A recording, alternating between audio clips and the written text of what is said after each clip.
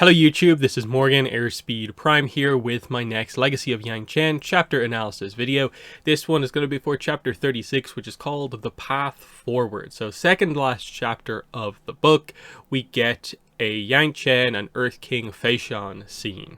Very similar. It's obviously meant to be like this is this book's version of the very similar scene between the two that we saw in the first book.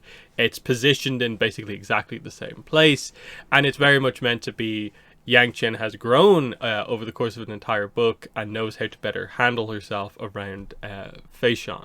Previously, of course, like she mainly had to kind of lie to him, but now she's kind of forced to tell the truth. And the setup here is actually mostly that like Yangchen talks for most of this chapter. This is not a equal back and forth for like most of the chapter. It takes a while for Feishan to actually get into kind of what he's actually going to do. The expected like, I will go against the other nations. I need to do something to show that I'm still the most powerful. The idea is ultimately, how is Yangchen going to counter the king's attempt to, you know, portray that power across the world? So we jump in, and so what is the gimmick of their meeting this time? They're both just sailors going out to sea here. So they're both dressed as plain sailors here. And of course the idea here is that Yangchen knows how to sail, but Feishan doesn't. It's probably the situation where this is his first time ever on a boat like this. And so this is of course how he wants to have their meeting, so it's actually secret and stuff like that. So it's just the two of them out at sea together having this conversation. So that's the whole idea of this. There is a nice little Lake Lao guy mention here right at the start. In that, like, she kind of wonders maybe the Earth King maybe has a little bit more experience doing this stuff, because he does tend to get about a little bit more than his predecessors as Earth King. So, once we get down to it, like, he opens up the conversation. Do you care to explain yourself? And so, most of the kind of middle of this chapter is just Yangchen explaining exactly what happened. You know, she says, you know, how much did you see? Enough to know you weren't lying. Passing off lights and sounds over dinner is the work of spirits, and now this, do you take me for a fool? And of course, Yangchen is like, no.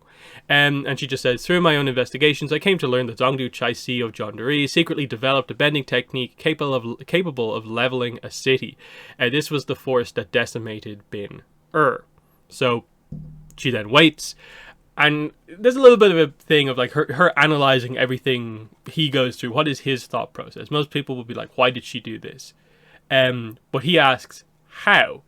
And so she says she was building a position where she could assassinate you, Oiluk, and Gonryu in one fell swoop. I put an end to her plot. The business with the convocation hall, Zongdu Honsho was her co-conspirator, and she murdered him to cover her tracks. Then the really obvious question, where is Chaisi now?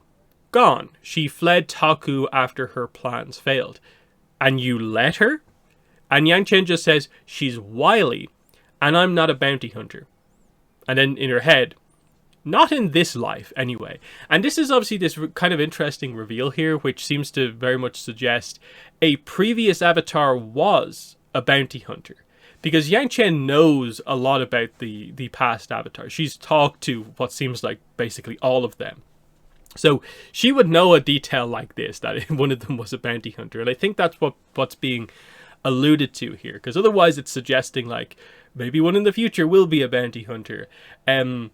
Is it meant to be some sort of a weird Karuk reference? But of course, Karuk is the next avatar. So it'd be weird to directly kind of do it in that way. And he's not a bounty hunter. He's like a kind of, you know, quote unquote spirit hunter, like a hunter from the Northern Water Tribe, but not a bounty hunter necessarily anyway. So that's why I said, I think in my reviews, they effectively confirm a previous avatar was a bounty hunter, and I think you kind of have to take what you can out of that. So then Feishan is like, oh, so the man I saw you defeat was a practitioner of this technique. And this is where Yangchen has a little bit of reflection on what happened there. The idea of like, he used the word defeat, and in her mind, in her head, she's thinking, I killed him. Like, again, yes, there's an argument that he killed himself and I was just protecting everyone around it. But she sort of in a way knows the way the elders will do it. A temple elder could weigh in if she ever recounted her deeds, submitting herself for judgment.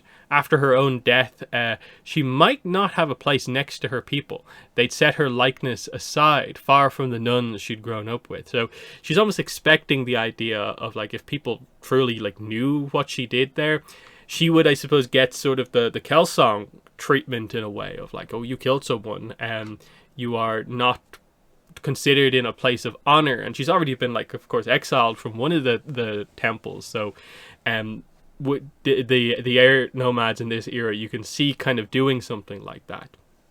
Next question is from Feishan. Who else have you told? Yangchen says no one, but the book obviously explains the idea that, like, well, the White Lotus knows about it mostly through Kavik, and then the rest of the team knew about it just because they were around me. I didn't tell like anyone else necessarily. So at this point we're getting to the kind of idea of like, okay, what are we doing here? What is each side in this kind of like, you know, petitioning for? Like, Yangchen seems to be the one kind of speaking first in kind of a lot of these encounters. She's now revealed all of these details. What is he actually going to do with this information? She gets to kind of thinking about stuff like, you know, okay, the Earth King treasured power above all else. You know, she gets to thinking about like Chai Si, and you know, she's the one who kind of created this weapon, but now Feishan knows about it and is probably going to become obsessed with actually finding this weapon. And that's kind of, you know, the whole idea here is that she's in a way set this up. He would hunt her down across the four nations till his last breath. He would never give her a moment's respite. So that's the idea for her, basically, is that, you know, even though she's basically been let away, she is now going to be hunted by the Earth King. She can't even negotiate with him about the secrets of unanimity because he will kill her like the second he gets what he wants. That's the way he is. So to remain one step ahead of the hound, she and her family would have to live the rest of their lives in anonymity, moving from place to place, never settling long enough to attract undue attention. So she knows, you know, perhaps a cruel fate for someone who wanted stability and status for her bloodline, but then again, that was basically the life of an air nomad. It's all about perspective, of course. So Yangchen then is like, okay, now you know what happened in Bin stand down your troops that you are currently like menacing Chief Oiluk and Lord Gonryu with. All 20 divisions, stand them down. Because in her mind, this is the whole idea here of like, you thought it was the other world leaders using this weapon against you. I've just confirmed to you it is not. Why are you still doing this? That's the idea here. He says, I only have 10 divisions in offensive positions. And she's just immediately like, nope, you have 20. And she notes that, like, you know, if I can count, like, ships at sea really accurately, of course I can count divisions of armies. Like, I am correct here. And she just notes that it will be a very good show of goodwill if you kind of recall these soldiers back. You are respected to a certain degree across the world for many things, you know, Feishan, but you've not proven yourself to be a peacemaker. In a way, think about your legacy. This would be an incredible show of faith for you to be the one to step back and kind of try to create something in this era. So, you know, people might speak of you in the same breath as the Avatar, and he does think about this, but of course we know the way he is. He's this mercurial character, not this benevolent character, which Yangchen kind of wants him to become. But while she has the advantage and he's letting her speak, she goes ahead and is like, I have a further proposal. And this is where she gets into, okay, the Shang system. What are we going to do about this? And what I like about this is that they address both what deep down Yangchen wants to say, and then what she realizes she kind of has to say given the reality of the situation. So what she wants to say is the Shang cities are deeply corrupt, They cause much suffering and benefit only the powerful few. The system was deemed necessary only because of the Platinum Affair. Return to normal relations with your fellow rulers and dissolve it immediately. That's what we want. That's what she was talking to, like, Oiluk to in the very start of the book. She wants the Platinum Affair to end. But she's kind of come to realize through all of this that the Platinum Affair is here to stay, at least for now. So whatever negotiation I'm doing here has to treat that as being in place, and then hopefully eventually something can happen. So she's like, I've been managing Bin a substitute Zongdu. That's what I've been. 2 of my fellow Zongdus have turned out to be traitorous. And Iwashi is dead weight, and Ashuna will retire soon. The Shang system is vulnerable to the base desires and compulsions of the human beings who control it. And she kind of, in a way, doesn't like that this is what she has to say, but she realizes this is what needs to happen. I believe it would be better if the entirety of trade flows between the 4 nations were managed by a single, neutral, incorruptible party that not only you, but Chief Oiluk and Lord Ganryu could trust. You. So Yangchen wants to be basically the Zongdu of all of the Shang cities, basically. So she wants to run Jandari, Port Tugok, and Taku, as well as Bin That's what she wants. And she basically does a bit of a chicey here, and is just like, your endorsement in front of the other rulers would really do well with this. And of course, the idea here is that this feels like a rather direct comparison to what Chai-Si kind of wanted Yangchen to do. But of course, Chai-Si's one was actually relatively, like, small, in line, like, not overextending, whereas this kind of is Yangchen overextending, but still feeling that this is kind of what she has to do. And Feishan just says, you think I'm some spineless merchant willing to pay tit for tat. And he's like, I haven't forgotten you've lied to me about Bin I believe you lie still. You intentionally let Chai-Si escape, didn't you? A woman who wanted to murder me, released without so much as a slap on the wrist. I've taken the hands of entire families for less. He even says, I know you favor the other rulers, especially Oiluk. You beg and plead on his and Ganryu's behalf not to conduct open hostilities, which means they're weak, they're afraid. This scheme of yours is just another shield you hope to raise over them. And this is him. This is finally, he's actually speaking in this conversation. Like, everything he's learned here, he kind of just wants revenge. Like, he is the character who is intelligent, like he is this kind of dominant leader in this era, but you can see, unlike the likes of like Chai-Si and some of these other characters, he is the one who is sort of like, yeah, I want revenge. Like, yeah, of course I want that. No one slights me and gets away with it. That's his whole idea, and he goes to extremes in terms of like how he deals with this. He says, they never really paid for trying to depose me, cutting off relations. What a halfway measure on my part. I needed to make them bleed so much more, but I couldn't retaliate properly back then. I was still recovering from Nong's rebellion. Back then I didn't have, say, 20 divisions ready to attack at my command. And he's trying to put Yangchen on edge, kind of like in a way he did towards the end of their conversation in the first book, but she doesn't blink. She's completely ready for this, and she just says, starting a conflict would not be in your best interests. Feishan says, why? Because you'd let the other nations know about this bending technique? And Yangchen says, no, I would simply hand it over to them.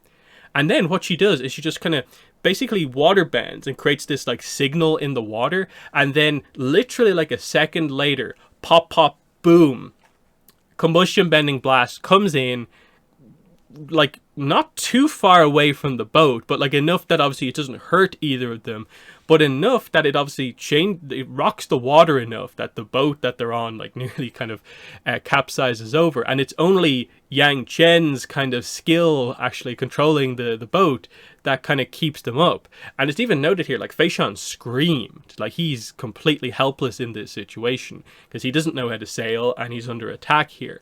And the idea here is that this is Yangchen showing him super up close and directly.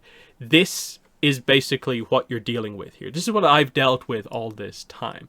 This thing that you roughly know secondhand, here's what it's actually like. And she has so much experience at this point dealing with combustion blast. Like, she can handle herself around them, even relatively up close. But for him, it is this terrifying thing that Yangchen kind of just revealed in a way, like, oh yeah, like I could have just like killed you there. Like that's how dangerous this thing is. Like, I could have just like airbending jumped off this boat like really far away, signaled the attack, and you'd be gone. That's what was planned basically almost to happen to you back in at the convocation. She's really showing that if you go ahead and basically, you know, seek hostilities with the other nations, I'll hand the combustion bender over to the others. And can you oppose this? They will know how to use this correctly. Can you counter it? And the idea seems to be like, no, ultimately. And so, yeah, she calls for a second blast. Boom, it hits. And Yangchen's like, you know, really let us have it, like Yingsu. And so she fires again. And she's really trying to hit this home. Understand that this is what I saved you from. Believe that this is what I could give your enemies. And the idea here is that this is a bluff. She's never, ever going to hand Yingsu over to the other nations, of course, in all of this. But she just needs to scare Feishan with this enough that he will be too afraid. Even him, he will be too afraid to make a move like this. And that's the kind of whole idea here. She actually jumps on top of the mast, and like the ship is moving so much, she has to like heavily like move her body around to like keep the ship up. And she's just like, "Don't worry, Your Majesty, we won't sink. I've got our balance under control." And her point here, in a way, is like, you know, sometimes you didn't want your opponent to respect you as smart, rational, and clever. Sometimes you wanted the opponent to believe you were completely unstable and utterly reckless. And so, in a way, Yangchen maybe is a little bit guilty of being too much of the reasonable opposition that you can, like, you know, push around a little bit. Here she's showing that, like, no, this is the edge that Yangchen now has, knowing what to do here. And we end it there. This is where the chapter ends. Like, we don't get like Feishan saying that he agrees to this or anything like that. It's just, as we go into the next chapter, Yangchen has basically got what she wants. She's managed to sort of gain control of this situation, and effectively, this is how she avoided this whole situation turning into a war, or the relations between the nations getting worse in the aftermath of this. So it's a hugely important takeaway, what she's done here. And it's so interesting that she has done this by, in a way, doing the things she kind of, in a way, didn't want to do, but in a kind of slightly different way, where in this case, she actually has like the loyalty of Yingsu and is using her now loyal asset to demonstrate that, like, I am the one, the Avatar, is in control of the, you know, most powerful asset on the world. You can trust that I'm not going to do anything bad with it, but this is sort of the deterrence of war, effectively, of I'll hand her over to anyone, the opposition to anyone who starts a war. And do you want to deal with this? Like, instantaneous explosions? Do you want to deal with this? That's the real kind of point in all of this. And it's finally like, this is ideal, ultimately. Like, just, you know, this is the perfect way to use Yingsu against the nations. And they don't know that she wouldn't kind of do what she says. But the bluff works just as well. So, really interesting one. You see kind of Feishan finally stopped from being able to act in the way he wants. Yangchen getting what she wants. But it's also like, you kind of wonder, like, does Yangchen have the energy to control all of the Shang cities? But then you kind of realize that, wait, one person in control of them all can even it out a little bit more. So Bin-Er is kind of on the rise, but it's kind of maybe struggling. Some of the others, like I suppose John Dory technically, and Taku are relatively well off. She can now kind of distribute that wealth around a little bit more and improve all of these places. There's obviously still a final chapter left, but like this is kind of the setup at the end of the book. Now, going into future eras, as far as we're aware, the Platinum Affair ends as far as we were aware. Like we never hear about Shang cities in other eras. Now, Taku we know exists, and it's actually the 100-Year War that puts Taku in the sort of abandoned, broken down state that it's in.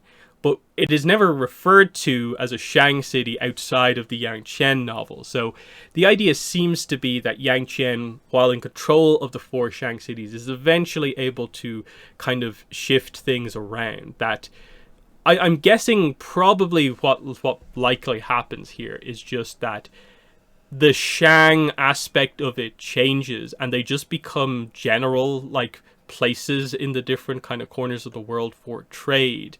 And once the nations do decide to actually change, their approach, the Platinum Affair probably does just like naturally come to an end. Like, for instance, like Fei Shan's a relatively young leader, so the idea would probably be that Oiluk and Ganryu will die before like he does, and so like Yang Chen is then able to probably better kind of get what she wants out of her era with new leaders in charge, and hopefully a Fei Shan who tries to do things a little bit differently. And I think that's kind of the idea that they're going for here, is that the Shang cities are this thing that Yang Chen sort of quote unquote solves and turns into this thing that, because they're under her control, they basically aren't really Shang cities anymore. It's just she is assisting world trade from 4 notable cities. And I'm guessing the titling surrounding this just kind of fades away, and these just remain noted trade cities. And I think that's probably the idea of like what's actually going on here. But that has been the chapter. So let me know what your thoughts are on this second last chapter of the book. Just the final chapter analysis video to go. But yes, that's been the video. Thanks for watching, and bye.